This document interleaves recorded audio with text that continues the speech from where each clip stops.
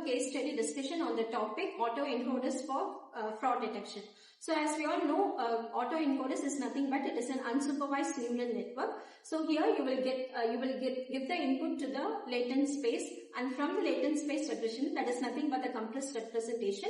From the latent space, it will be the output layer will be reconstructing the image. So let's start the discussion.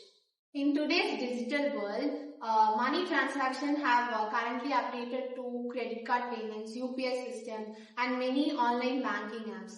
As we use more of it digitally, currently the fraud system, the fraud activities have also increased significantly.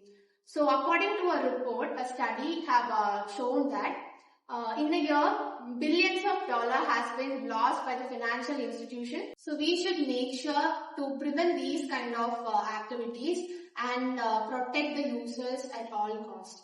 So currently we have rule-based techniques which is not as much as efficient because the fraud activities has been evolved very technically. So we should implement the unsupervised learning models to detect these anomalies, as this would be an efficient technique. Autoencoders is one such model that we will be seeing later. So the main problem in fraud detection is not just identifying fraud, but doing it accurately and instantly in a high complex environment. Financial transaction process millions of transactions every single second, which makes it difficult to monitor each one effectively. So fraudulent activities are designed to closely mimic legitimate user behavior, which also makes the fraud detections even more complex. Additional to that, the lack of clear patterns, as fraudulent does not follow a structured pattern. It may vary according to the user's location, address and time. Additionally, there is a high risk of misclassification, that genuine transaction also gets blocked, which leads to poor user experience and a lack of trust. So the system must be scalable and efficient to handle large volume real-time data without delay. Okay, now let's see about autoencoder. Autoencoder is a type of neural network which is used for unsupervised learning. It has three main layers: the input layer, encoder and the decoder.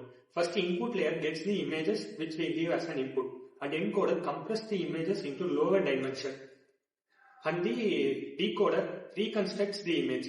Decoder, there is in the middle of the decoder there is a bottleneck layer which used to find the technicals and the inside details of that picture, and the photo reconstructs itself, and the difference between the input photo and the output photo is called as reconstruction error. Since the model has been trained with normal pattern, it often struggles with the abnormal pattern. So to find the anomalies of the images, it would be very easy. Working mechanism for autoencoder for fraud detection. First step, which is used to collect the transition data like date, time, amount and locations and user transaction. Next step is to pre-process the data, like make it normalize and remove the unwanted data. Third step is to pre-train the model using new transactions. Fourth step is to test the model using new transaction. Fifth test is to reconstruct errors is found. Like two types of errors are there: high error and low error. High errors indicates the fraud detection, and low error indicates the normal transaction. Set a threshold to classify the anomalies. Hi, I am here to talk about the case study implementation. The case study helps us to connect the concept with the real world example. So let us consider a real world credit card dataset. The dataset contains features like transaction date, time and anonymized variables. So first we have to train the autoencoders only on the normal datasets, not on the fraud datasets. But after training, we have to test the autoencoders on both the normal datasets and the fraudulent datasets, so that the higher reconstruction errors will be raised on the fraudulent dataset. Let us go with another example. So consider if a person who always transfers only amount of 500, but suddenly there is a transaction of 5,000 rupees from another country.